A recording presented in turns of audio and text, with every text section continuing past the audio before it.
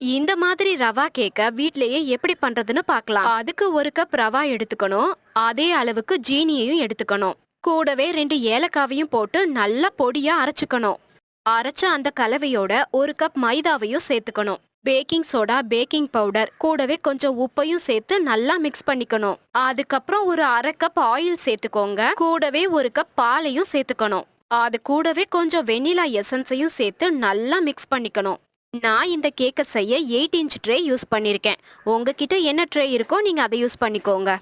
180 degree preheat பண்ண ஓடிஜில 25ல இருந்து 30 நிமிஷம் வச்சாலே இந்த கேக் அருமையா ரெடி ஆயிரும். ஒரு குச்சிய உள்ள வச்சு எடுத்தீங்கன்னா அது ஒட்டாம வரணும். அப்படி வந்தா கேக் ரெடி ஆயிடுச்சுன்னு அர்த்தம்.